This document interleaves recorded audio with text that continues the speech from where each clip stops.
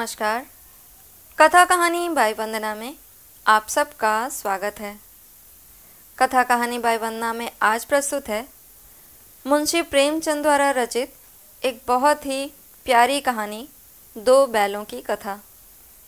ऐसे बहुत सारे लोग होंगे जिनके टेक्स्ट बुक में ये कहानी होगी और उन्होंने पढ़ी और सुनी होगी, पर आज हम आपको ये बहुत ही प्यारी सी कहानी हीरा और मोती दो बैलों की कहानी सुनाने जा रहे हैं। कैसी लगी आपको हमें ज़रूर बताइएगा। चलिए कहानी शुरू करते हैं। जानवरों में गधा सबसे ज़्यादा बुद्धिहीन समझा जाता है।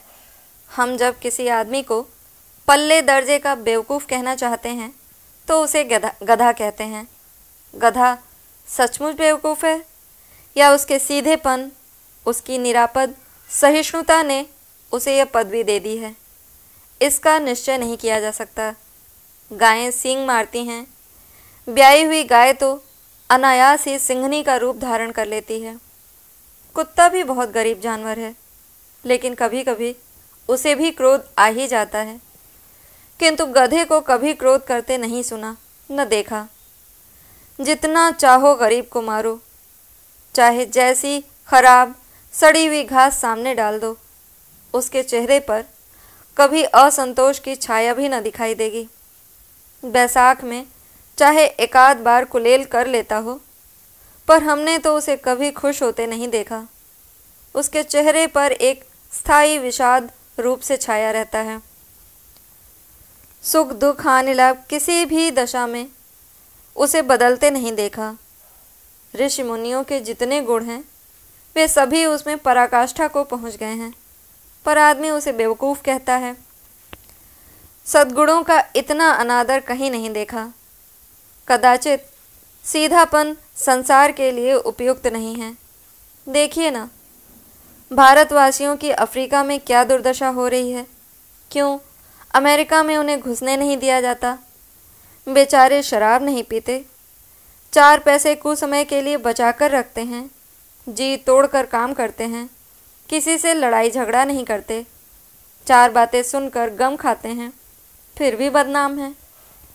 कहा जाता है वे जीवन के आदर्श को नीचा करते हैं। अगर वे भी ईंट का जवाब पत्थर से देना सीख जाते तो शायद सभ्य कहलाने लगते। जापान की मिसाल सामने है। एक ही विजय ने उसे संसार की सभ्य जातियों में गण्य बना दिया। लेकिन गधे का एक छोटा भाई और भी है जो उससे कम ही गधा है, और वो है बैल। जिस अर्थ में हम गधा का प्रयोग करते हैं, कुछ उसी मिलते जुलते अर्थ में बछिया के ताऊ का भी प्रयोग करते हैं। कुछ लोग बैल को शायद बेवकूफ़ों में श्रेष्ठ कहेंगे, मगर हमारा विचार ऐसा नहीं है। बैल कभी कभी मारता भी है, कभी कभी अड़ियल बैल भी देखने में आता है और भी कई रीतियों से अपना असंतोष प्रकट कर देता है। अतएव उसका स्थान गधे से नीचा है। झूरी काछी के दोनों बैल के नाम थे हीरा और मोती। दोनों पछाही जाति के थे, देखने में सुंदर, काम में चौकस, डील में ऊंचे। बहुत दिनों साथ रहते रहते दोनों में भाईचारा हो गया था। दोनों आमने सामने या आसपास बैठे हुए एक दूसरे से मूक भाषा में विचार विनिमय करते थे। एक दूसरे के मन की बात कैसे समझा जाता था हम नहीं कह सकते। अवश्य ही उनमें कोई ऐसी गुप्त शक्ति थी जिससे जीवों में श्रेष्ठता का दावा करने वाला मनुष्य वंचित है। दोनों एक दूसरे को चाट कर और सूंघ कर अपना प्रेम प्रकट करते। कभी कभी दोनों सींग भी मिला लिया करते थे, विग्रह के नाते से नहीं, केवल विनोद के भाव से, आत्मीयता के भाव से। जैसे दोस्तों में घनिष्ठता होते ही धौल धप्पा होने लगता है। इसके बिना दोस्ती कुछ फुसफुसी, कुछ हल्की सी रहती है, जिस पर ज़्यादा विश्वास नहीं किया जा सकता। जिस वक्त ये दोनों बैल हल या गाड़ी में जोत दिए जाते और गर्दन हिला हिलाकर चलते, उस वक्त हर एक की यही चेष्टा होती थी कि ज़्यादा से ज़्यादा बोझ मेरी ही गर्दन पर रहे। दिन भर के बाद दोपहर या संध्या को दोनों खुलते तो एक दूसरे को चाट चूट कर अपनी थकान मिटा लिया करते। नाद में खली भूसा पड़ जाने के बाद दोनों साथ उठते, साथ नाद में मुंह डालते और साथ ही बैठते थे। एक मुंह हटा लेता तो दूसरा भी हटा लेता था। संयोग की बात, झूरी ने एक बार गोई को ससुराल भेज दिया। बैलों को क्या मालूम कि वे क्यों भेजे जा रहे हैं। समझे मालिक ने हमें बेच दिया। अपना यूँ बेचा जाना उन्हें अच्छा लगा या बुरा कौन जाने, पर झूरी के साले गया के घर तक गोई ले जाने में दांतों पसीना आ गया। पीछे से हाँकता तो दोनों दाएं बाएं भागते, पगहिया पकड़कर आगे से खींचता तो दोनों पीछे की ओर लगाते, मारता तो दोनों सींग नीचे करके हुंकारते। अगर ईश्वर ने उन्हें वाणी दी होती तो झूरी से पूछते, तुम हम गरीबों को क्यों निकाल रहे हो? हमने तो तुम्हारी सेवा करने में कोई कसर नहीं उठा रखी। अगर इतनी मेहनत से काम न चलता था तो और काम ले लेते। हमें तो तुम्हारी चाकरी में मर जाना कबूल था। हमने कभी दाने चारे की शिकायत नहीं की। तुमने जो कुछ खिलाया वो सुर झुकाकर खा लिया। फिर तुमने हमें इस जालिम के हाथ क्यों बेच दिया? संध्या समय दोनों बैल अपने नए स्थान पर पहुँचे। दिन भर के भूखे थे, लेकिन जब नाद में लगाए गए तो एक ने भी उसमें मुंह न डाला। दिल भारी हो रहा था। जिसे उन्होंने अपना घर समझा था वो आज उनसे छूट गया था। ये नया घर, नया गांव, नए आदमी उन्हें बेगानों से लगते थे। दोनों ने अपनी भूख भाषा में सलाह की, एक दूसरे को कनखियों से देखा और लेट गए। जब गांव में सोता पड़ गया तो दोनों ने जोर मारकर पगहे तुड़ा डाले और घर की तरफ चले। पगहे बहुत मजबूत थे। अनुमान न हो सकता था कि कोई बैल उन्हें तोड़ सकेगा, पर इन दोनों ने इस समय दूनी शक्ति आ गई थी। एक एक झटके में रस्सियां टूट गईं। झूरी प्रातःकाल सोकर उठा तो देखा कि दोनों बैल चरनी पर खड़े हैं। दोनों की गर्दनों में आधा आधा गराव लटक रहा था। घुटने तक पांव कीचड़ से भरे हैं और दोनों की आंखों में विद्रोह में स्नेह झलक रहा है।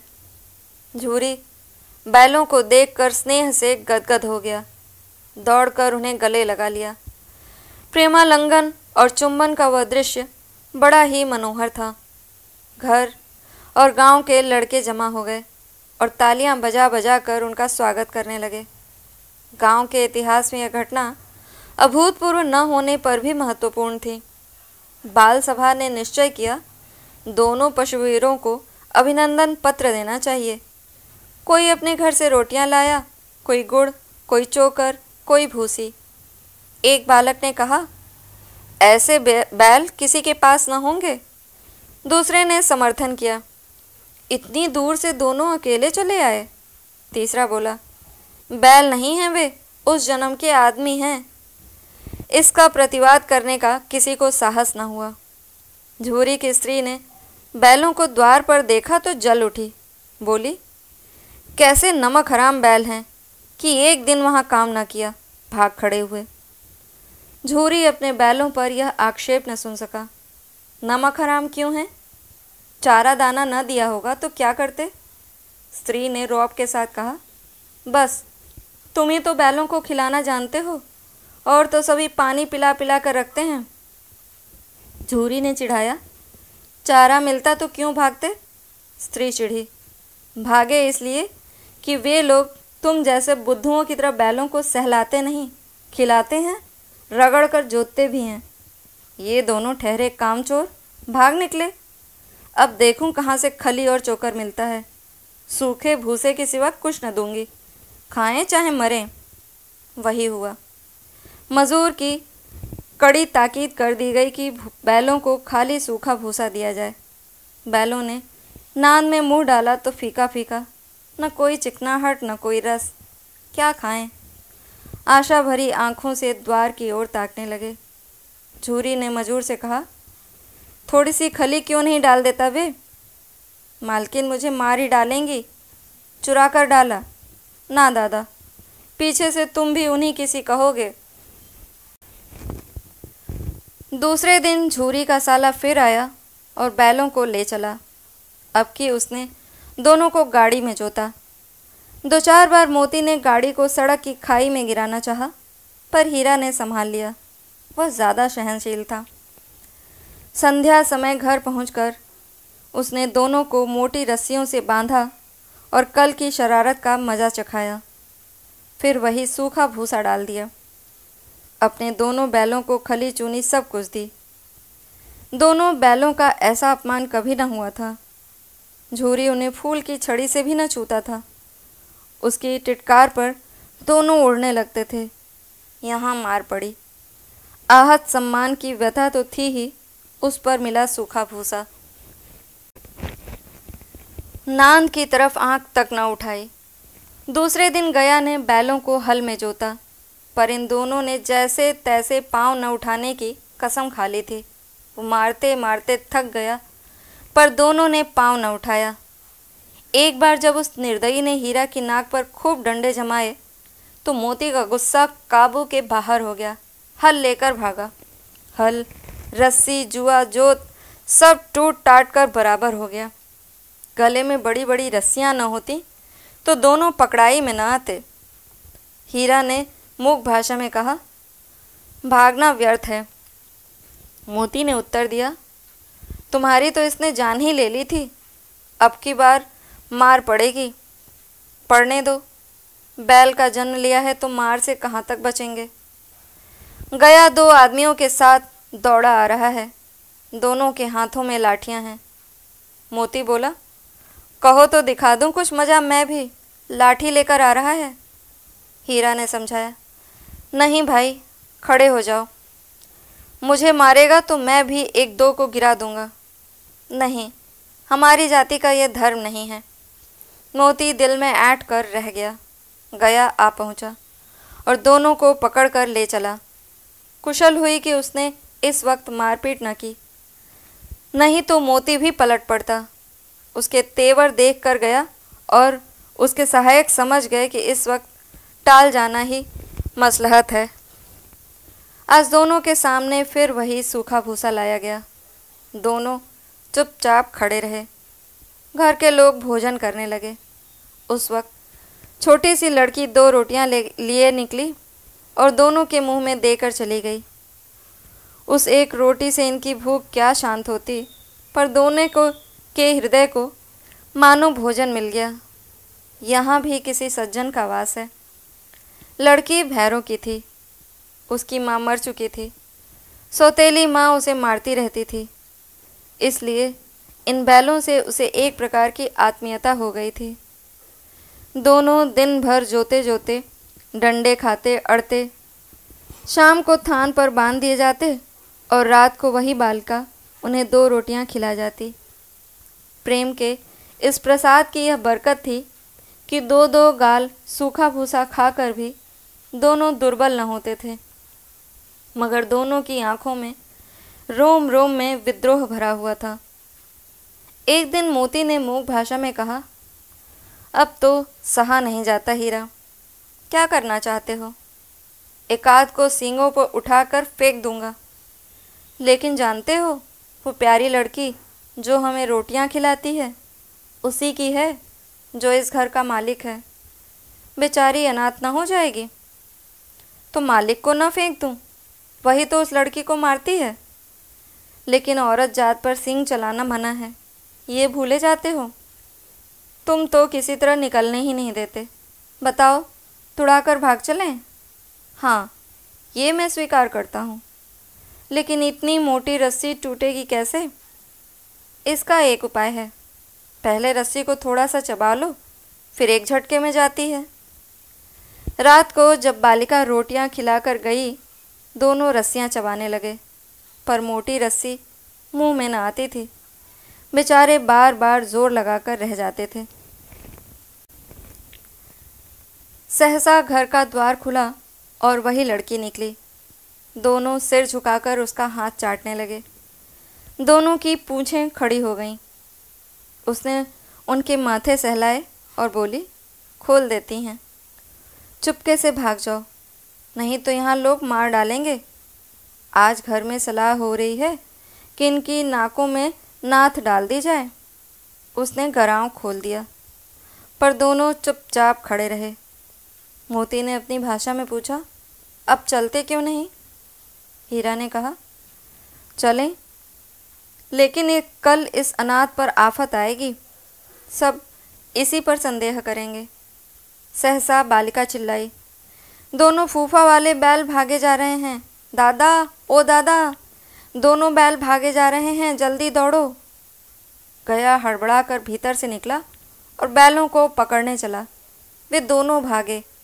गया ने पीछा किया और भी तेज हुए। गया ने शोर मचाया, फिर गांव के कुछ आदमियों को भी साथ लेने के लिए लौटा। दोनों मित्रों को भागने का मौका मिल गया। सीधे दौड़ते चले गए, यहाँ तक कि मार्ग का ज्ञान न रहा। जिस परिचित मार्ग से आए थे उसका यहाँ पता न था। नए नए गांव मिलने लगे। तब दोनों एक खेत के किनारे खड़े होकर सोचने लगे, अब क्या करना चाहिए। हीरा ने कहा, मालूम होता है राह भूल गए। तुम भी तो बेतहाशा भागे, वहीं उसे मार गिराना था।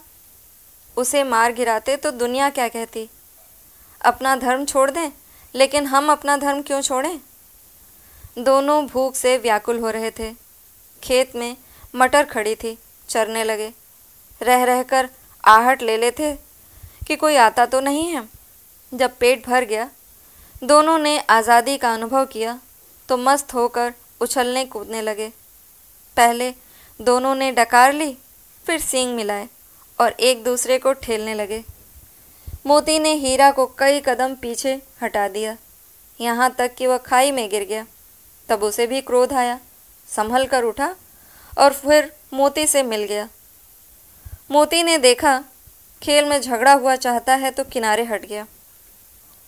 अरे ये क्या, कोई सांड डौंकता चला आ रहा है। हाँ हाँ, सांड ही है। वो सामने आ पहुंचा। दोनों मित्र बगले झांक रहे हैं। सांड पूरा हाथी है, उससे भिड़ना जान से हाथ धोना है। लेकिन न भिड़ने पर भी जान बचती नहीं नजर आती। इन्हीं की तरफ आ भी रहा है। कितनी भयंकर सूरत है। मोती ने मूक भाषा में कहा, बुरे फंसे, जान बचेगी, कोई उपाय सोचो। हीरा ने चिंतित स्वर में कहा, अपने घमंड में भूला हुआ है, आरजू विनती न सुनेगा। भाग क्यों न चलें? भागना कायरता है तो फिर यहीं मरो। बंदा तो 9 2 11 होता है, और जो दौड़ाए तो फिर कोई उपाय सोचो जल्दी। उपाय यही है कि उस पर दोनों जने एक साथ चोट करें। मैं आगे से रगेदता हूँ, तुम पीछे से रगेदो। दोहरी मार पड़ेगी तो भाग खड़ा होगा। मेरी ओर झपटे, तुम बगल से उसके पेट में सींग घुसेड़ देना। जान जोखिम है, पर दूसरा उपाय नहीं है। दोनों मित्र जान हथेलियों पर लेकर लपके। सांड को भी संगठित शत्रुओं से लड़ने का तजुर्बा न था। वह तो एक शत्रु से मल्ल युद्ध करने का आदी था। ज्यों ही हीरा पर झपटा, मोती ने पीछे से दौड़ाया। सांड उसकी तरफ मुड़ा तो हीरा ने रगेदा। सांड चाहता था कि एक एक करके दोनों को गिरा ले, पर ये दोनों भी उस्ताद थे, उसे अवसर न देते थे। एक बार सांड झल्ला कर हीरा का अंत कर देने के लिए चला कि मोती ने बगल से आकर पेट में सींग भोंक दिया। सांड क्रोध में आकर पीछे फिरा तो हीरा ने दूसरे पहलू में सींग चुभा दिया। आखिर बेचारा जख्मी होकर भागा और दोनों मित्रों ने दूर तक उसका पीछा किया, यहाँ तक कि सांड बेदम होकर गिर पड़ा। तब दोनों ने उसे छोड़ दिया। दोनों मित्र विजय के नशे में झूमते चले जाते थे। मोती ने अपनी सांकेतिक भाषा में कहा, मेरा जी तो चाहता था कि बच्चा को मार ही डालूं। हीरा ने तिरस्कार किया, गिरे हुए बैरी पर सींग न चलाना चाहिए। ये सब ढोंग है। बैरी को ऐसा मारना चाहिए कि फिर न उठे। अब घर कैसे पहुँचेंगे वो सोचो, पहले कुछ खा लें तो सोचें। सामने मटर का खेत था ही, मोती उसमें घिर गया। हीरा मना करता रहा पर उसने एक न सुनी। अभी 2 ही 4 ग्रास खाए थे कि 2 आदमियां लाठियां लिए दौड़ पड़े और दोनों मित्रों को घेर लिया। हीरा तो मोड़ पर था, निकल गया। मोती सींचे हुए खेत में था, उसके खुर कीचड़ में धंसने लगे, न भाग सका, पकड़ लिया। हीरा ने देखा संगी संकट में है तो लौट पड़ा, फंसेंगे तो दोनों फंसेंगे। रखवालों ने उसे भी पकड़ लिया। प्रातःकाल दोनों मित्र कांजी हाउस में बंद कर दिए गए। दोनों मित्रों को जीवन में पहली बार ऐसा साबका पड़ा था कि सारा दिन बीत गया और खाने को एक तिनका भी न मिला। समझ ही में न आता था ये कैसा स्वामी है। इससे तो गया फिर भी अच्छा था। यहाँ कई भैंसें थीं, कई बकरियाँ, कई घोड़े, कई गधे, पर किसी के सामने चारा न था। सब ज़मीन पर मुर्दों की तरह पड़े थे। कई तो इतने कमज़ोर हो गए थे कि खड़े भी न हो सकते थे। सारा दिन दोनों मित्र फाटक की ओर टकटकी लगाए ताकते रहे, पर कोई चारा लेकर आता न दिखाई दिया। तब दोनों ने दीवार की नमकीन मिट्टी चाटनी शुरू की, पर इससे क्या तृप्ति होती। रात को भी जब कुछ भोजन न मिला तो हीरा के दिल में विद्रोह की ज्वाला धधक उठी। मोती से बोला, अब तो नहीं रहा जाता मोती। मोती ने सिर लटकाए हुए जवाब दिया, मुझे तो मालूम होता है प्राण निकल रहे हैं। इतनी जल्द हिम्मत न हारो भाई, यहाँ से भागने का कोई उपाय निकालना चाहिए। आओ दीवार तोड़ डालें। मुझसे वो अब कुछ नहीं होगा। बस इसी बूते पर अकड़ते थे, सारी अकड़ निकल गई। बाड़े की दीवार कच्ची थी। हीरा मजबूत तो था ही, अपने नुकीले सींग दीवार में गड़ा दिए और जोर मारा तो मिट्टी का एक चिप्पड़ निकल आया।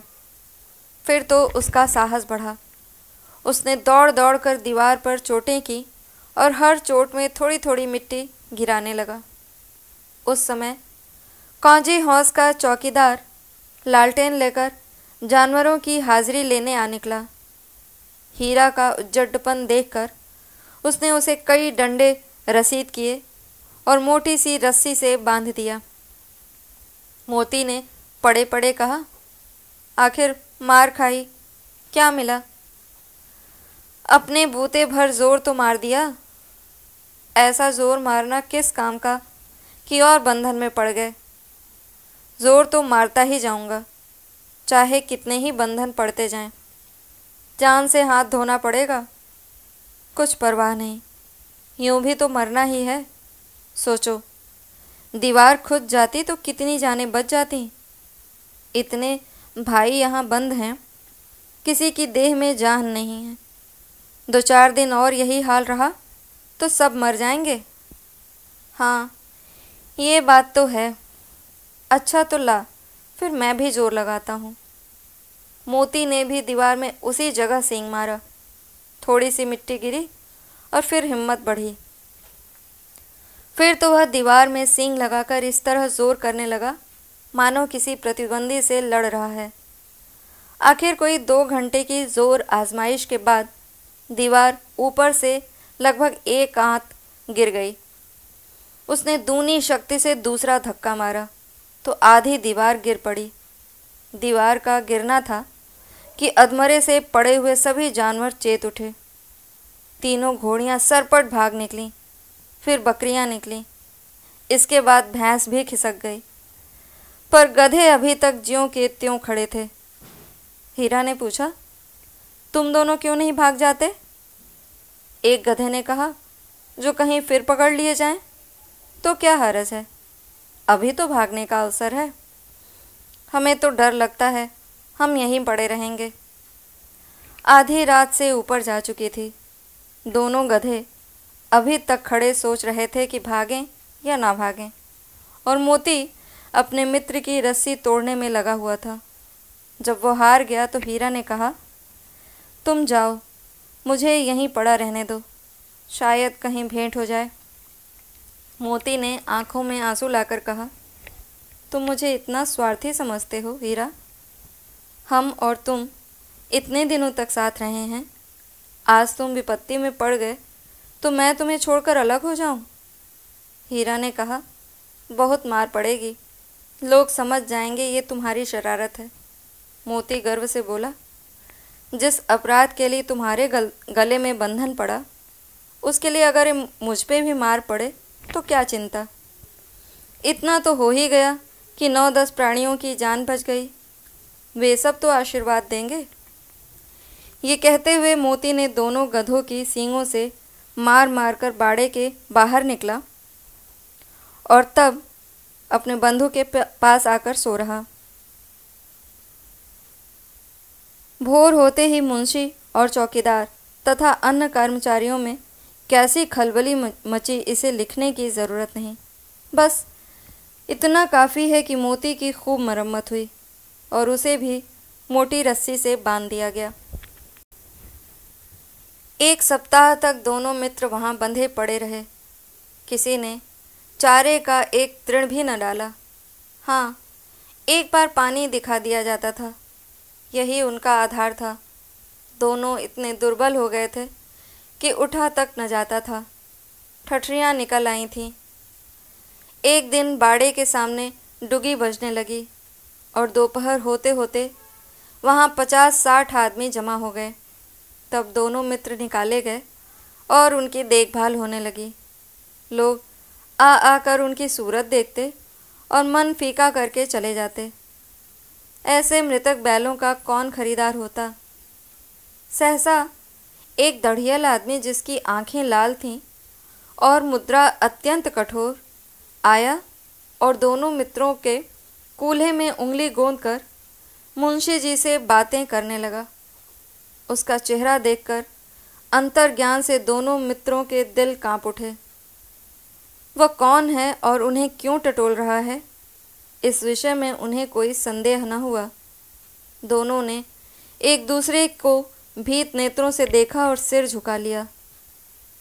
हीरा ने कहा, गया के घर से नाहक भागे, अब जान न बचेगी। मोती ने अश्रद्धा भाव से उत्तर दिया, कहते हैं भगवान सबके ऊपर दया करते हैं, हमारे ऊपर उन्हें क्यों दया नहीं आती।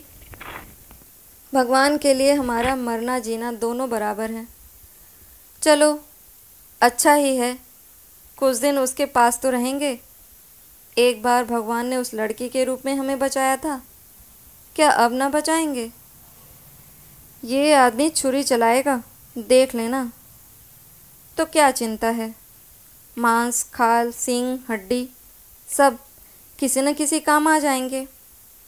नीलाम हो जाने के बाद दोनों मित्र उस दढ़ियल के साथ चले।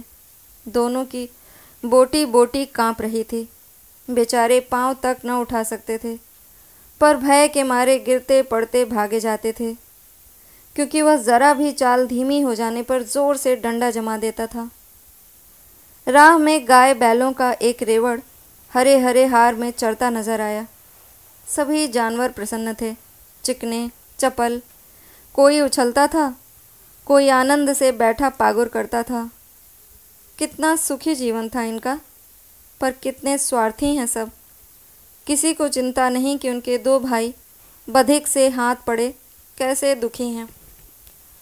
सहसा दोनों को ऐसा मालूम हुआ कि ये परिचित राह है। हाँ, इसी रास्ते से गया उन्हें ले गया था। वही खेत, वही बाग, वही गांव मिलने लगे। प्रतिक्षण उनकी चाल तेज होने लगी। सारी थकान, सारी दुर्बलता गायब हो गई। आह, ये लो अपना ही हार आ गया। इसी कुएं पर हम पुर चराने आया करते थे, यही कुआं है। मोती ने कहा, हमारा घर नगीच आ गया। हीरा बोला, भगवान की दया है, मैं तो अब घर भागता हूँ। ये जाने देगा, इसे मैं मार गिराता हूँ। नहीं नहीं, दौड़कर थाने पर चलो, वहाँ से हम आगे न जाएंगे। दोनों उन्मत्त होकर बछड़ों की भांति कुलेले करते हुए घर की ओर दौड़े। वह हमारा थान है। दोनों दौड़कर अपने थान पर आए और खड़े हो गए। दढ़ियल भी पीछे पीछे दौड़ा चला आता था। झूरी द्वार पर बैठा धूप खा रहा था। बैलों को देखते ही दौड़ा और उन्हें बारी बारी से गले लगाने लगा। मित्रों की आंखों से आनंद के आंसू बहने लगे। एक झूरी का हाथ चाट रहा था। दढ़ियल ने जाकर बैलों की रस्सियां पकड़ लीं। झूरी ने कहा, मेरे बैल हैं। तुम्हारे बैल कैसे? मैं मवेशी खाने से नीलाम लिए आता हूँ। मैं तो समझता हूँ चुराए लिए आते हो। चुपके से चले जाओ। मेरे बैल हैं, मैं बेचूंगा तो बिकेंगे। किसी को मेरे बैल नीलाम करने का क्या अख्तियार है? जाकर थाने में रपट कर दूंगा। मेरे बैल हैं, इसका सबूत ये है कि मेरे द्वार पर खड़े हैं। दढ़ियल झल्ला कर बैलों को ज़बरदस्ती पकड़ ले जाने के लिए बढ़ा। उस वक्त मोती ने सींग चलाया। दढ़ियल पीछे हटा। मोती ने पीछा किया। दढ़ियल भागा। मोती पीछे दौड़ा। गांव के बाहर निकल जाने पर वह रुका, पर खड़ा दढ़ियल का रास्ता देख रहा था। दढ़ियल दूर खड़ा धमकियां दे रहा था, गालियां बक रहा था, पत्थर फेंक रहा था, और मोती विजय शूर की भांति उसका रास्ता रोके खड़ा था। गांव के लोग ये तमाशा देखते थे और हंसते थे। जब दढ़ियल हार कर चला गया तो मोती अकड़ता हुआ लौटा। हीरा ने कहा, मैं डर रहा था कि कहीं तुम गुस्से में आकर मार ना बैठो। अगर वो मुझे पकड़ता तो मैं मारे न छोड़ता। आएगा तो दूर ही से खबर लूँगा, देखूं कैसे ले जाता है। जो गोली मरवा दे, मर जाऊंगा पर उसके काम तो ना आऊँगा। हमारी जान को कोई जान ही नहीं समझता, इसीलिए कि हम इतने सीधे हैं।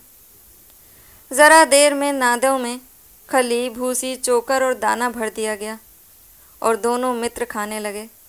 झूरी खड़ा दोनों को सहला रहा था और 20 लड़के तमाशा देख रहे थे। सारे गांव में उत्साह सा मालूम होता था। उसी समय मालकिन ने आकर दोनों के माथे चूम लिए। तो ये थी 2 बैलों हीरा और मोती की कहानी। कैसी लगी मेरी ज़ुबानी हमें ज़रूर बताइएगा।